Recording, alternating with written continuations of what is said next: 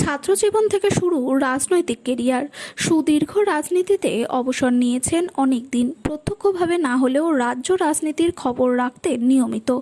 বেশ কয়েক বছর ধরে ফুসফুসের সংক্রমণে ভুগছিলেন বুদ্ধবাবু। অবস্থার অবনতি হওয়ায় ভর্তি হতে হয়েছে হাসপাতালেও। প্রতিবারই মৃত্যুর সঙ্গে পাঞ্জা লড়েছেন তিনি। রাজ্যবাসীর মুখে হাসি ফুটিয়ে বাড়ি ফিরে এসেছেন তিনি, কিন্তু এবার আর হলো না। শ্রাবণের সকালে শেষ নিঃশ্বাস ত্যাগ করলেন প্রাক্তন মুখ্যমন্ত্রী। বুদ্ধদেব ভট্টাচার্যের জন্ম উত্তর কলকাতায় 1944 সালের 1 মার্চ। তিনি ছিলেন কবি সুকান্ত ভট্টাচার্যের ভাইপো।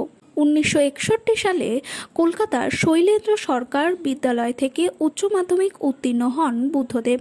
স্কুল জীবনেই যোগ দেন এনসিসিতে। কলেজ জীবনে ছিলেন নৌ শাখার এনসিসি ক্যাডেট।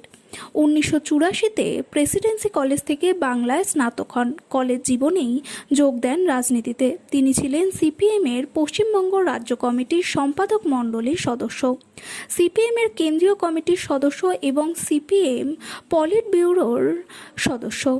1977 থেকে 82 সাল পর্যন্ত জ্যোতি বসু সরকারের মন্ত্রিসভায় সামলেছেন তথ্য ও জনসংযোগ দফতরের দায়িত্ব। এই বিভাগে পরে তথ্য ও সংস্কৃতি দফতর নামে পরিচিত হয়। 1987 থেকে 96 সাল পর্যন্ত ছিলেন তথ্য ও সংস্কৃতি মন্ত্রী। সামলেছেন স্বরাষ্ট্র ও তথ্য প্রযুক্তি দফতরের দায়িত্ব।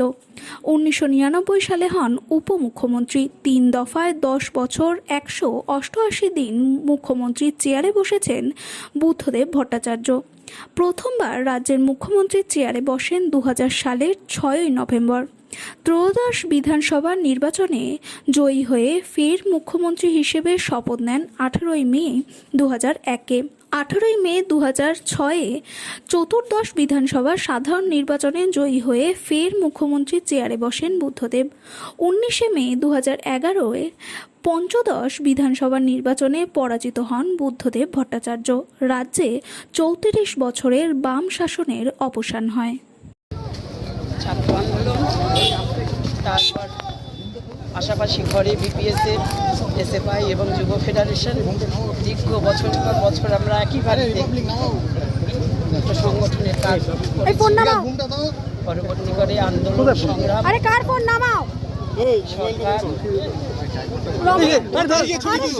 সরকার একসাথে দীর্ঘকালের একজন আমার সহকর্মী, আমার নেতা, তার চলে যাওয়াটা আজকে তো মনে রাখার বিষয় শুধু নয়, চিরদিন মনে রাখার। জাগো বাংলা বুম নামাও। এরকম অনেক মুহূর্ত পার করে এসেছি এবং এই আগস্ট মাসটা আমাদের ব্যক্তি জীবনে, আমাদের রাজনৈতিক জীবনে এই আগস্ট মাসটা যেমন রবীন্দ্রনাথ শুরু করেছেন সবচেয়ে দুঃখের দিন, ঠিক আমাদের পার্টিতেও দেখুন এই আগস্ট মাসটায় এক এক করে ছিনিয়ে নিয়েছে আমাদের পার্টির অনেক নেতাকে। কাজে এই আগস্ট মাসটা সত্যি খুব কষ্টের।